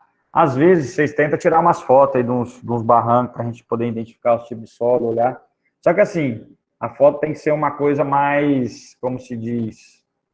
Não pode ser um barranco que tem erosão. Por exemplo, aquele barranco que caiu, desmoronou um pedaço, e aí aquele pedaço já nasceu capim por cima, já nasceu um monte de coisa, aí você não consegue ver o solo direito. Tem que ser um barranco mais reto, principalmente naqueles lugares onde passa máquina da prefeitura, que dá aquele corte, ou quando o pessoal vai cavucar uma represa, fica aquele corte certinho assim, bem plano, aí a gente consegue visualizar e entender um pouco desse solo. Falar da potencialidade dele, da fragilidade que ele tem com relação ao manejo. Então, inclusive vocês vão ter uma atividade mais para frente com relação a isso, Mas quem já for para as propriedades afora aí, começar a ver os tipos de solo, por que é importante saber dos tipos de solo? A gente vai falar depois mais sobre cada solo aqui do Brasil. Porque você vai fazer um projeto com o banco, você vai mandar aí, o banco quer saber qual que é o solo que tem naquela região. Você tem que tirar fotos, saber falar das potencialidades daquele solo e tudo mais. O que ele é, em qual atividade que é bom cultivar ele e tudo mais. Então, porque se o solo ele tem uma baixa potencialidade, o próprio banco ele vai querer que você escreva no projeto as formas mais adequadas de mexer naquele solo, né? Inclusive, ele vai te financiar mais adubo, mais produtos para que você trabalhe da melhor forma naquele solo, né? Em contrapartida, você tiver num solo com uma outra característica de fertilidade diferente, de morro, então você tem que escrever um projeto de acordo com aquele solo. Se você vai falar que você tem um tipo de solo lá, eu já vi uns projetos de banco aí que o pessoal manda aí, que é um trem mais mentiroso do mundo. Todo solo é latossolo. Em Rondônia inteira é latossolo, nunca vi isso. E que é um tipo de solo bem temperizado, bem profundo, que é bom para vários cultivos e tal. Ele é um solo pobre quimicamente, mas é um solo bem bom na parte física, que é a raiz se desenvolve bem. Então, quase todo projeto os caras mandam dizendo que é latossolo. Às vezes até a mesma imagem de um outro projeto o cara usa, né? É uma mentira danada que os caras mandam. E isso aí passou muito projeto assim no passado. Hoje em dia, o pessoal dos bancos aí já estão sendo mais criteriosos e estão querendo que a pessoa vá lá na propriedade mesmo, tire foto do solo da propriedade e coloque a realidade dentro do projeto. Senão, o projeto vai ficar lá parado dentro do banco e não vai ser aprovado, tá? Professor, no caso, não sei se tipo assim, de acordo com o tipo de solo, se eu tenho um solo mais produtivo, talvez eu consiga até um crédito maior para produzir ou não? Para investir, no caso? Olha, a questão do crédito, ela vai ter mais a ver com a capacidade de você pagar do que do projeto propriamente dito. Essa é a verdade, tá? Muitas vezes o projeto é só para você deixar lá no banco mesmo. Poucos produtores seguem o que realmente está no projeto e poucos profissionais orientam o produtor do jeito que ele escreveu lá no projeto, tá? Isso é uma triste realidade, porque às vezes você toma um tempo desgramado fazendo um projeto e, na verdade, na prática, não vai acontecer nem 50% daquilo lá que está lá no papel, tá? Infelizmente, é assim. A capacidade de liberar mais dinheiro tem a ver com, claro, se o cara é um bom pagador, se ele tem capital para poder bancar, se caso der um prejuízo à atividade, ele conseguir pagar o banco. E muitas vezes o tempo que ele já está naquela atividade, então às vezes um produtor é produtor de piscicultura, tá? Vamos supor que eu nunca mexi com peixe, e o seu Pedrinho lá, que é o cara da piscicultura em Rondônia, ele mexeu com peixe a vida toda, né? Inclusive já tem outros financiamentos de peixe lá na propriedade dele, e agora ele comprou uma nova propriedade, ele quer fazer mais um tanto de tanque lá. Então, o seu Pedrinho, com certeza, ele vai conseguir lá 10 milhões de reais de dinheiro para fazer tanque. E eu, que nunca mexi com peixe, vou querer inventar a moda de mexer com peixe, mesmo que eu tenha, às vezes, um engenheiro, alguém que vai me acompanhar e tudo mais, mas o banco vai ficar meio desconfiado. Esse cara nunca mexeu com peixe na vida, agora ele quer fazer tanque de peixe e mexer na propriedade dele? Será que isso aí vai dar certo? Então, às vezes, o banco, ele vai mais, se o cara talvez mexeu com gado a vida toda, né? Então, às vezes, facilita mais para ele mexer com gado ou financiar boi do que mexer com peixe. Então vai muito nessa questão também. Às vezes o cara não, ele foi lá, ele fez um tanquezinho por conta própria, começou a criar, começou a vender, começou a gerar nota de peixe, aí ele fez outro tanque lá, aí agora sim ele quer um financiamento para aumentar ainda mais. Aí beleza, aí o cara, né, começou a girar com aquela atividade, ele já tem nota que mostra aquela atividade, aí ele já consegue mais crédito com isso.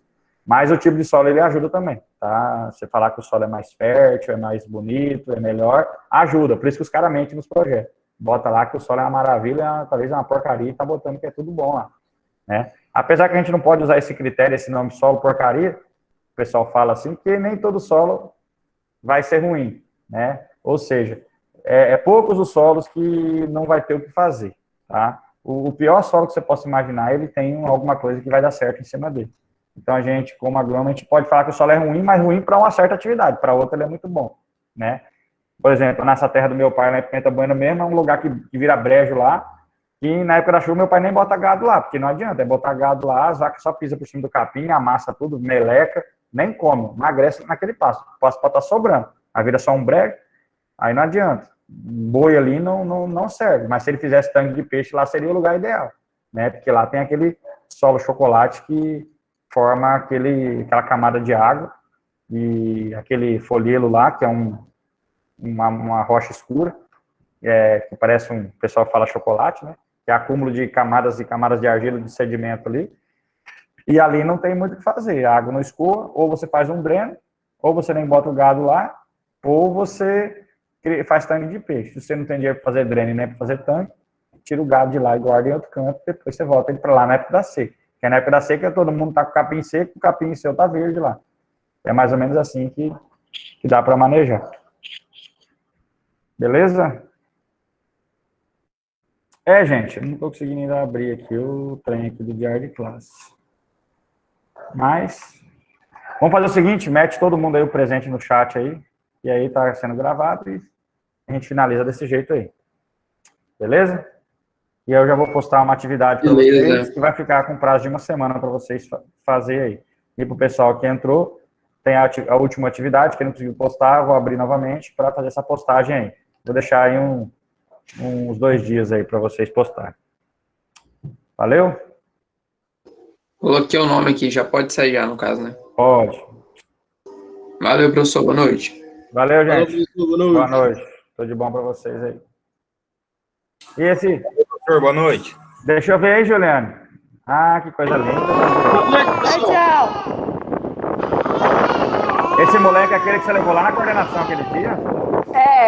Meu Deus do céu, como é que já tá? Ó o outro, o tamanho que já tá. Eu lembro que ele ficava enfiando o negócio dentro da boca lá, a chave da moto, não era? Era a chave. Era o couro da chave da moto. O lugarzinho quase não tem bactéria, né? Pra você botar na boca, você pega ele metendo na boca. É porque o senhor não viu ele hoje tomando banho nas poças de lama ali atrás, meu marido fazendo um muro ali, e ele caiu dentro. Não, mas moleque bom é isso aí. Isso aí não é... E não é doente não, tá? Esse bichinho é saudável. Tem que ser desmamado com garapa, com danoninho não vira não. Dá tchau, professor. Assim, boa noite. Tchau, rapaz. O meu tá desse tamanho. Boa noite, professor. Regularidade, né? A diferença deles é pouca. É isso aí. O meu tá com 2 anos e 3 meses. Boa noite, até mais. Já é maior já. O meu ainda vai fazer 2 anos. Dá tchau. Dá tchau logo pra você de Valeu, até mais. Boa noite.